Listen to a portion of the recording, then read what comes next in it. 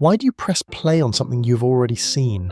Not once, not twice, for the fourth time, maybe the fifth. You know every scene, you know the dialogue before it happens.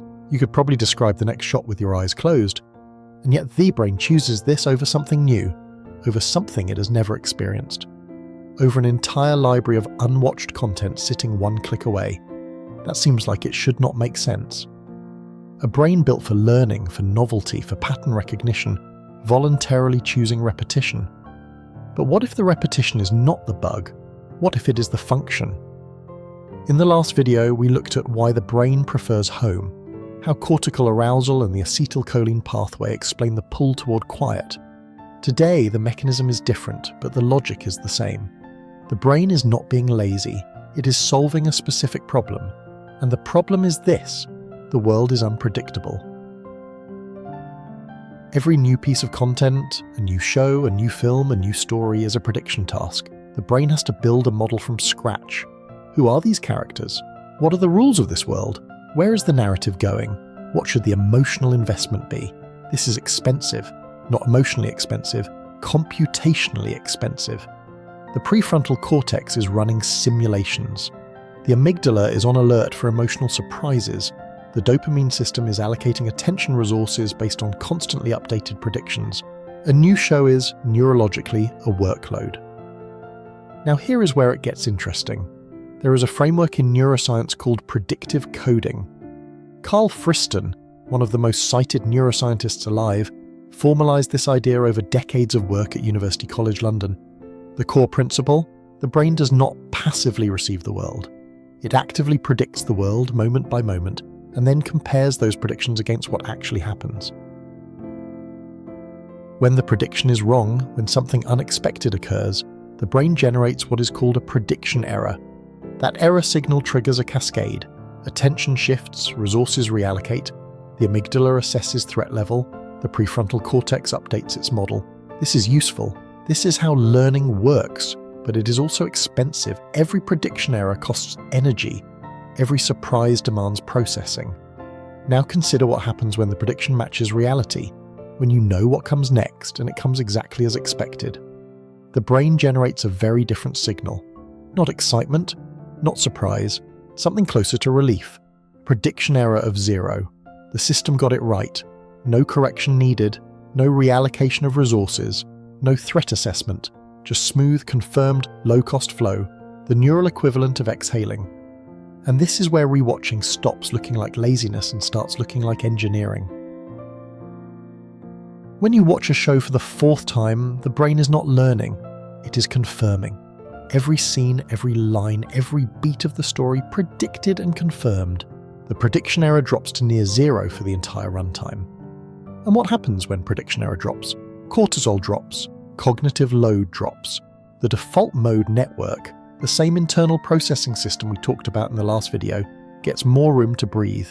It can run its background operations, self-reflection, memory consolidation, emotional processing, without competing with the demands of new narrative input. Researchers at the University of Buffalo found in 2012 that people who engaged with familiar fictional narratives showed measurably lower stress markers compared to those engaging with new content of similar quality. Same amount of screen time, same genre, same general level of engagement. But the familiar group recovered faster. The rewatch was not entertainment, it was regulation. The brain was using narrative predictability as a cortisol management tool. But here is the part that makes this more than just brain trivia, because there is a second mechanism running underneath the first: nostalgia. Most people think of nostalgia as an emotion, a warm, slightly vague feeling about the past, something soft and imprecise. But neuroscience has a more precise definition. Nostalgia is a self-regulatory mechanism. It is not a side effect of memory, it is a function. Wiltshire and colleagues demonstrated in 2006 that inducing nostalgia in controlled settings counteracts loneliness, reduces anxiety, and increases a sense of social connectedness, even when experienced completely alone. The effect was not just subjective, it showed up in measurable physiological markers. When you rewatch a show you loved at 22, you're not just re-experiencing the story. You're reactivating the neural pathways associated with who you were when you first watched it. the friendships of that era, the apartment with the bad lighting, the Friday evenings that felt infinite, the particular quality of possibility that comes with being that age. The brain is not replaying a show, it is replaying a version of yourself, and that replay is not indulgent. It is stabilizing. It anchors the present self to a continuous identity narrative, a felt sense that you are still the same person across time even when everything in external has changed. For a brain under stress, that continuity is not a luxury, it is load-bearing infrastructure. So the obvious conclusion writes itself. Rewatching is healthy, it is regulation, it is smart neurological housekeeping. The brain knows what it is doing. Except, that is where most channels stop. And that is where the interesting part actually begins. Because here's the paradox, everything described so far is true.